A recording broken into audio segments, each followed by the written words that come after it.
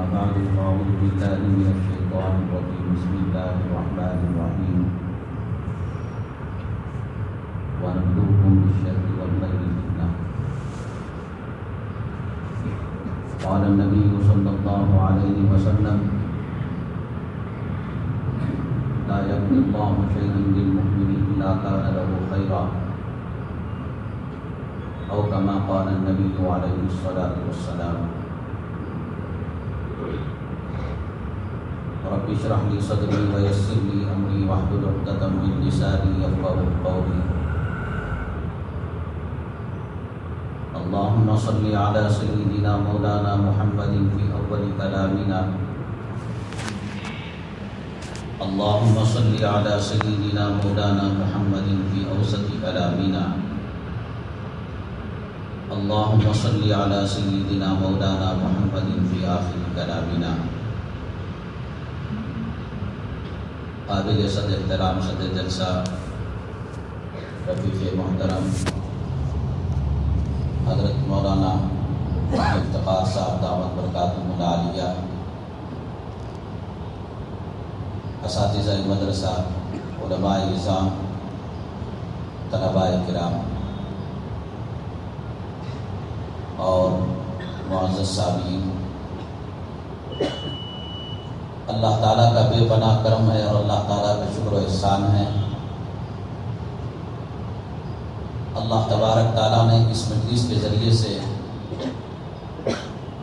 آپ حضرات کی ملاقات نصیب فرمائی، زیارت نصیب فرمائی. اصل آج یہی بات مقصود تھی کہ حضرات علماء کرام سے ملاقات ہو، آپ ان کی دعائیں لی جائیں، طلباء سے ملاقات ہو، ان کی زیارت کی جائے اور ان کی دعائیں لی جائیں.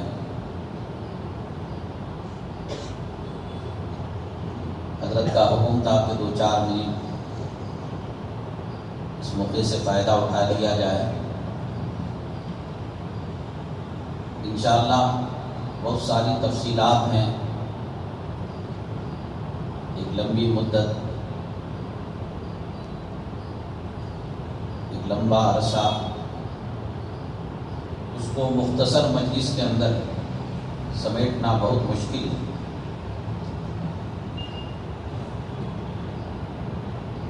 آج دنیا والوں کے سامنے یہ ثابت ہو گیا کہ ایک راستہ وہ تھا جو آرام پسندی کا تھا، عیش پرستی کا تھا،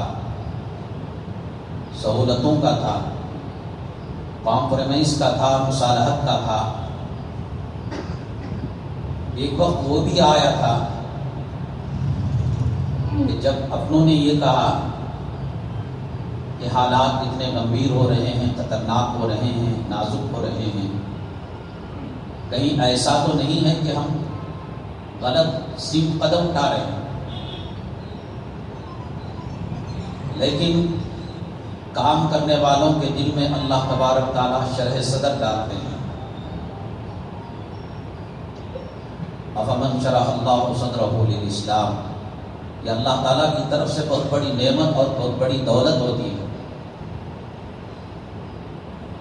مخالفت کی سونامی آئے، طوفان آئے، زلزلہ آئے،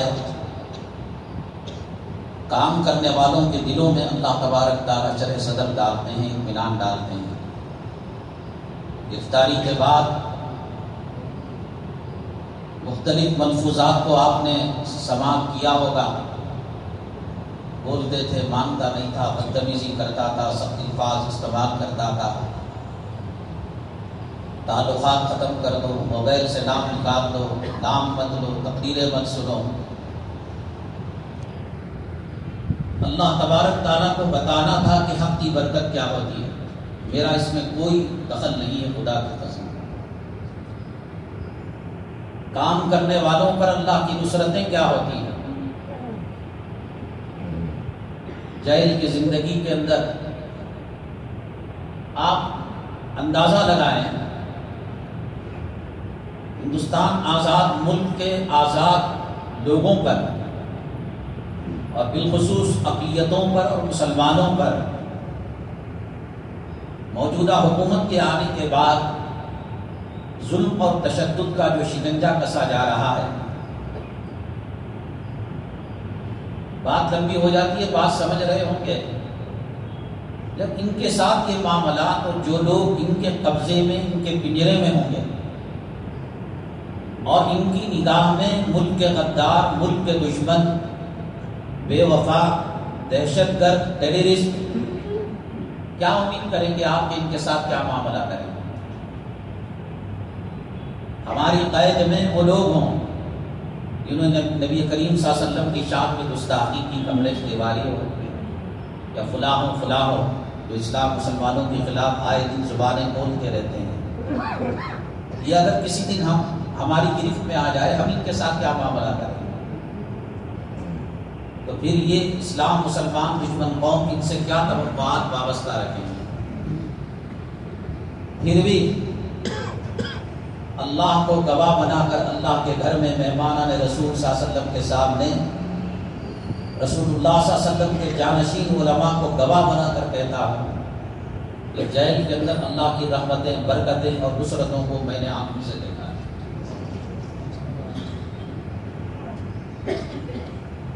سب سے بڑی بات یہ، علماء کے بیانات میں، علماء کرام کے بیانات میں، شان اولیاء کے عنوان میں آپ نے سنا ہوگا. آپ یہ نہ سمجھنا کہ اپنی شیخی کوئی بگا رہا ہے، آپ جانتے ہیں میرے مزاج کو. میں یہ کہہ رہا ہوں کہ کام کرنے والوں کے لیے راہیں کیسے ہموار ہیں. اللہ تعالیٰ کی نصرتیں اور مدد اور اللہ تبارک تعالیٰ کی مدد کیسے ان کے ساتھ شامل حال ہوتی ہے. موجودہ حکومت، مجھ جیسا شخص اور میرے عنوانات اور میرے کڑوے کسیلے جملے، جبھی کسی نے برادران وطن لقب کہا، کسی نے کچھ لفظ کہا، میں نے جو الفاظ استعمال کیا آپ سمجھتے ہیں؟ گاؤں ماتا کی شربت پینے والے لوگ، فلاں پینے والے لوگ. ایسے شخص کو ان حالات کے اندر، اتنی کم مدت کے اندر، ہندوستان کی تاریخ کے اندر میرے خیال میں رہائی کسی کو نصیب نہیں. یہ حقیقت ہے. کسی زمانے میں کسی بزرگ کے ساتھ کوئی بات ہوئی ہو کہ اس نے جو ہے مصلی بچھا کر پانی میں نماز پڑھی ہے، ہواؤں کے اندر اڑا ہے. آج کے زمانے میں کسی قیدی کے لیے کرامت سے کم نہیں ہے. UAP جو دفعہ ہے 1818B، 5 سال سے لے کر عمر قید اور عمر قید سے لے کر پھانسی تک اس کی سزا. اس میں کسی کی سنوائی نہیں ہوتی، نہ مودی جی کی، نہ راج ناتھ کی، نہ وزیر داخلہ کی، نہ وزیر خارجہ کی، نہ کسی تنظیم کی. نہ اس میں کوئی لائر کچھ کر سکتا ہے، نہ پیسہ کچھ کر سکتا ہے. ان حالات کے اندر یہ صورتحال آپ کے سامنے میرا موجود ہونا یہ حق کے کام کرنے والوں کے لیے حوصلے کی شکل ہے، حوصلے کی بات ہے. گھبرانے کی، ڈرنے کی، خوف کھانے کی کوئی بات نہیں ہے. سیدنا یوسف علیہ نبینا علیہ السلام 7 سال تک رسول کریم جناب محمد رسول اللہ صلی اللہ علیہ وسلم 3 سال تک نظر بند رہے. اللہ تبارک تعالیٰ محبت کا بوسہ جس کو دینا چاہتے ہیں اسے اس راہ پر چلاتے ہیں. یہ منزل وتواصوا بالحق کے ساتھ وتواصوا بالصبر کہا گیا. صبر جو ہوتا ہے حالات پر ہوتا ہے، شدائد پر ہوتا ہے، امتحانوں پر ہوتا ہے، آزمائشوں پر ہوتا ہے. حضرت نے فرمایا کہ ہم دعا کرتے ہیں کہ اس امتحان کا صلہ ملے. یہ امتحان کے لیے قبول کرنا خود اللہ تبارک تعالیٰ کی طرف سے بہت بڑا انعام ہے. یہ صلہ ہے حق کے راستے پر چلنے کا، حق کی برکتوں کا. کتنے آتے ہیں، کتنے جاتے ہیں جیلوں میں، کتنے علماء کرام ہیں، کتنے حفاظ ہیں. مشرق سے مغرب، شمال سے جنوب، بنگلور کی جیل، تہاڑ جیل. آپ جانتے ہوں گے میرے سے زیادہ کتنی فکریں ہوئی. گھروں کے بچے، گھروں کی خواتین، مدارس کے طلبہ، علماء، ائمہ، بڑے چھوٹے، کس نے دلوں کے اندر بات ڈالی. کون سا کاروبار کا، کون سے سخاوت کے دروازے میں نے کھول رکھے تھے؟ گالیاں ہی تو ملا کرتی تھی، ڈانٹ ڈپٹ ہی تو پڑا کرتی تھی۔ ایک تڑپ جس نے حج کیا اس نے یہ کہا، کعبے پر پہلی نظر پڑی، خدا کی قسم مولانا جہاں اور دعائیں کی آپ کے لیے تھی، غلاف کعبہ کو چمٹ کر ایک صاحب مدینہ طیبہ میں ہر پیر اور جمعرات روزہ رکھ کر آقا دو عالم صلی اللہ علیہ وسلم کے دربار میں تشریف لے جاتے تھے اور آنکھ سے درخواست کرتے تھے کہ حضرت کی رہائی کے لیے آپ دعا کریں۔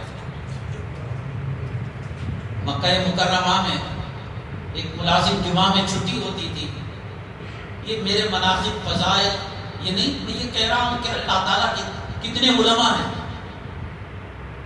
اور ہر دن کتنے جاتے ہیں اور ہر دن کتنے ریلیز ہوتے ہیں ہندوستان کے اندر، اور ہم نے کون سا تاج محل بنوا دیا، کون سی ہم نے مسجد بنوا دی، مدرسہ بنوا دیا، کون سی خانقاہ بنوا دی۔ کس چیز کی یہ برکت ہے، کس چیز کا یہ صلہ ہے، کہ کون ہے جو دلوں کے اندر محبت ڈالنے والا ہے۔ ڈرنے کی کوئی بات نہیں، اللہ کی مدد، اللہ کی نصرت شامل حال ہوتی ہے۔ اور ہندوستان کے موجودہ حالات بد سے بدترین ہیں۔ میں اللہ کا شکر کرتا ہوں، اللہ تبارک تعالیٰ نے ہوائی فائرنگ کرنے کے بجائے ظن اور تخمینے کی بنیاد پر کوئی بات کہنے کے بجائے وثوق کے ساتھ عین الیقین اور حق الیقین کے درجے میں ہم ریمانڈ کے مرحلے سے گزرے ہیں، جیل کے مرحلے سے گزرے ہیں، حکومت کے افسران سے ہو کر گزرے ہیں۔ میں اللہ کا شکر ادا کرتا ہوں کہ قوم کی خدمت کرنے میں مجھے تجربات وہ ملے جو باہر رہ کر نہیں مل سکتے تھے۔ مولانا افتخار صاحب وہ چاہے علم کے اندر تقوی میں، طہارت میں، مدارس و مکاتب کے جال بچھانے میں جتنی چاہے وہ ترقی کر لے، لیکن کیا وہ بتا سکتے ہیں اے ٹی ایس کا مزاج کیا ہو سکتا ہے؟ جب تک آدمی گزرتا نہیں، کہتے ہیں کہ قبر کی حالت مردہ جانتا ہے۔ یہ اللہ کا شکر ہے، قوم کی رہبری کرنے کے لیے، قوم کو راہ راست پر لانے کے لیے، احتیاط کرنے کے لیے ہندوستان کی ایجنسی دنیا کی پاورفل ترین ایجنسیوں میں ایک ایجنسی جس کا تصور مجھے بھی نہیں تھا۔ غالباً اسماراؤ کے زمانے میں اس نے اسرائیل سے تربیت پائی ہے۔ بہت غفلت میں رہتے تھے، ہزاروں مساجد کے خطباء نے تقریر کر رہے ہیں، اس میں میں بھی یہ کر رہا ہوں، پتہ نہیں بات جاتی بھی ہوگی نہیں جاتی ہوگی، جو لوگ شکایت کر دیتے ہوں گے شکایت جاتی ہوگی۔ حمزات کی طرح چمٹے رہتے ہیں، بہت طاقتور، بہت پاورفل ایجنسیاں ہیں ہندوستان کی۔ ایک ایک فون کارڈ پر، ایک ایک میٹنگ پر، ایک ایک جلسے پر مجھے تو قیامت کا منظر آنکھوں کے سامنے آ گیا۔ لا یغادر صغیرۃ ولا کبیرۃ الا احصاها ووجدوا ما عملوا حاضرا۔ خدا کی قسم کہہ رہا، ایک نمونہ میں نے دیکھ لیا، ایک سیمپل میں نے دیکھ لیا۔ وہ باتیں جو کہہ کر میں بھول گیا وہاں وہ سامنے آ رہی ہیں۔ بہار کے ایک علاقے سے علماء کی ایک جماعت ایک اجلاس کرنا چاہتی تھی۔ ان کی خواہش یہ تھی کہ عالم کے اعزاز و اکرام میں ہیلی کاپٹر کا نصب کیا جائے۔ انہوں نے کہا کہ ہماری خواہش ہے کہ آپ اس سے تشریف لائیں۔ فون کے اندر ذرا اونچ نیچ کی بات، ہنسی مذاق کی بات میں کر لیا کرتا ہوں، تو میں نے فوراً ان سے کہا کہ میں مودی ہوں، اتنا بڑا آدمی نہیں، آپ اس پیسے کو اصلاح معاشرہ میں، شادی بیاہ میں، غریبوں کی، یتیموں کی، بیواؤں کی، مسکینوں کی مدد میں خرچ کیا کریں۔ آپ یقین جانیں کہ ریمانڈ کے اندر یہ بات لکھی ہوئی سامنے آئی کہ آپ نے فلاں سوال کے جواب میں یہ کیوں کہا، اس کا کیا مطلب؟ کام کرنے والے بہت بلی آنکھیں بند کر کر اگر دودھ پیتی ہے یہ سمجھتی ہے کہ کوئی نہیں دیکھ رہا، اس کی بہت بڑی بیوقوفی ہے۔ بہت احتیاط کے ساتھ محتاط طریقے سے قانون اور ایجنسیوں کے مزاج کو مد نظر رکھ کر حق کا کام کرنے سے گریز نہیں کرنا چاہیے، ڈر کر کے جیل ہوگی، فلاں ہوگا، دھماکہ ہوگا۔ گلی کوچوں کے اندر ان کے مخبر پھیلے ہیں، گلی میں بھنگی ہے، جھاڑو دے رہا ہے، سبزی بیچنے والا ہے، حجام کی دکان میں، ہوٹلوں کی دکان میں ان کے نمائندے، ان کے ایجنٹ بیٹھے ہوئے ہیں۔ پل پل نجی مجلسوں کی، نجی باتوں کی خبر ریکارڈوں میں ہے۔ میرے بعد 20 دن کے بعد داعش کے کیس میں یہاں مختلف نوجوانوں کو، حافظ سہیل کو، افضل کو، آصف کو دھرا گیا، پکڑا گیا۔ ایک گھر کے اندر صرف انہی لوگوں کی میٹنگ تھی، اور یہ میٹنگ انہوں نے خفیہ کی تھی، کس واسطے کی تھی وہ جانے، اللہ بہتر جانے،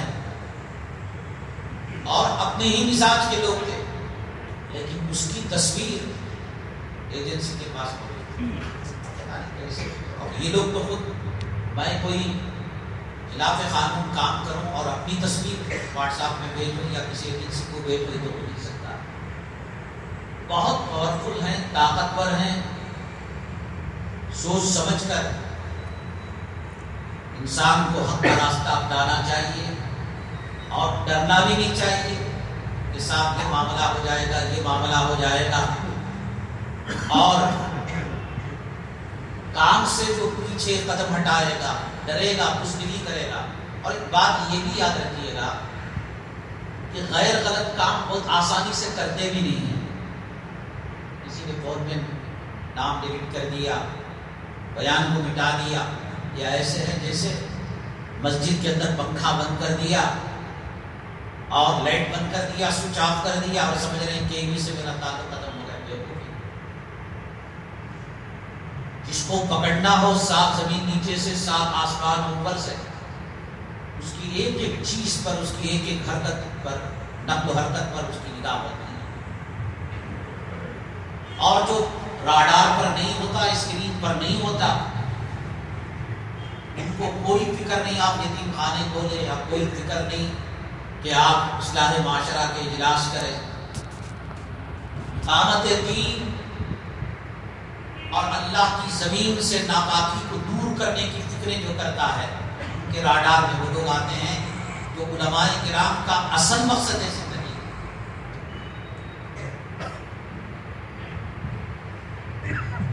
نبی کریم جناب محمد رسول اللہ صلی اللہ علیہ وسلم کے وارثین جب بنتے ہیں، کتاب الطہارہ، کتاب الصلاۃ، کتاب الطب والرقیہ اور ابواب کے بنتے ہیں، تو کتاب المغازی کے بھی وہ وارث بنتے ہیں، نہیں بنتے؟ کلام پاک پڑھا جاتا ہے، سورہ انفال اور سورہ توبہ کی تلاوت کی جاتی ہے، نہیں کی جاتی ہے، اور مدارس عربیہ کے اندر اس کا ترجمہ تفسیر بتائی جاتی ہے، نہیں جاتی ہے۔ یہ دین کا لازمی حصہ ہے۔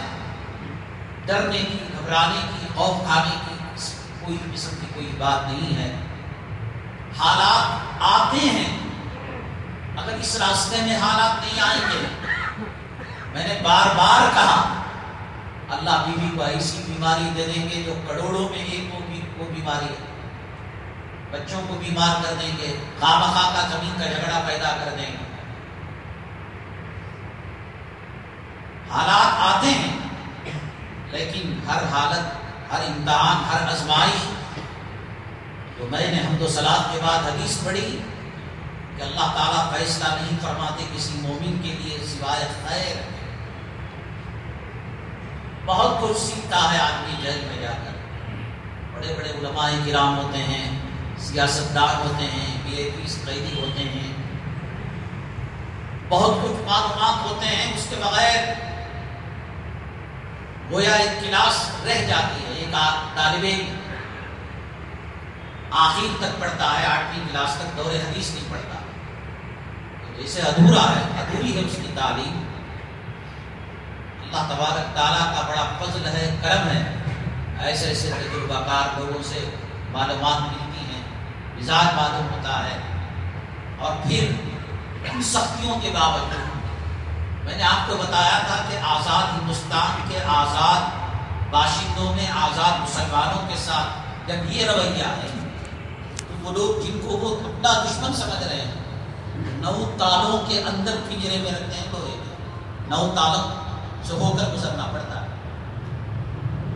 ہر وہ چیز آخری حد تک جس کو ستایا جا سکتا ہے، کوئی شکل پیدا ہوتی ہے تو اس سے وہ گریز نہیں کرتے، ستائے تھے. جیسے کمرے کا بلب خراب ہو گیا، اب بیپ پر بیپ مانگ رہے ہیں کہ صاحب بیڈ صاحب بلب بدل دیجیے، بیڈ صاحب پنکھا خراب ہو گیا.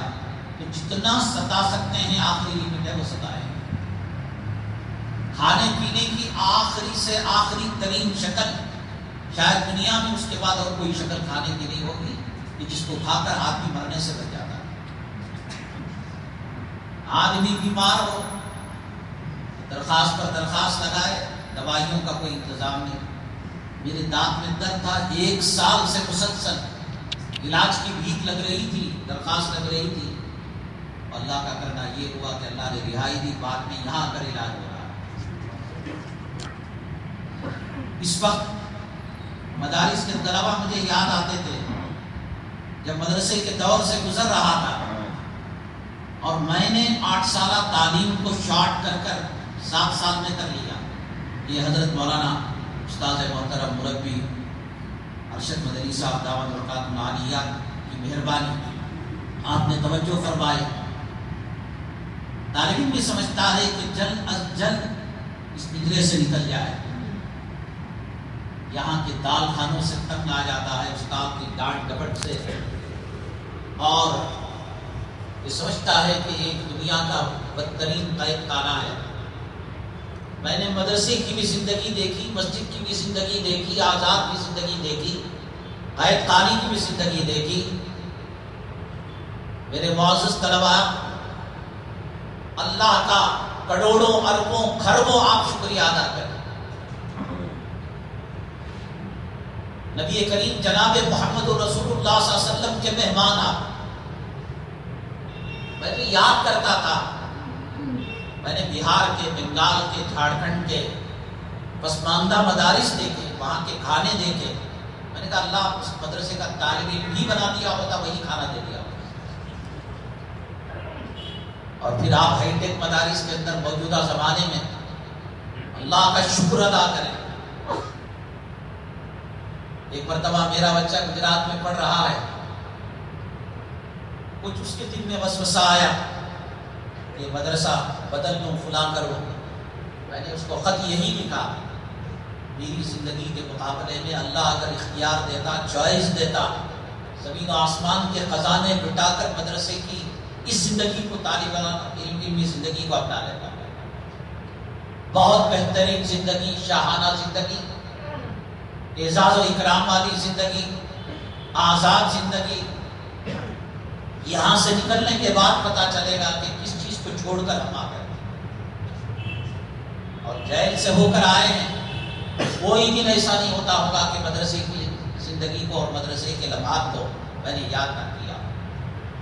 اس لیے طلبا اس زندگی کو قیمتی جانیں، اس کی قدر کریں.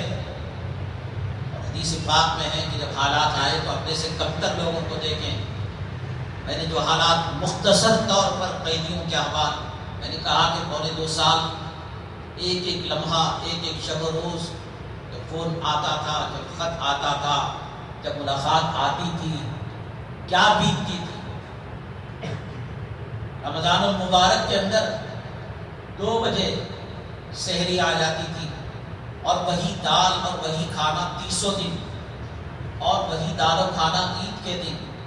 عید کے آتی ایک غم اور پیٹ بنانی کا پہاڑ پڑتا تھا.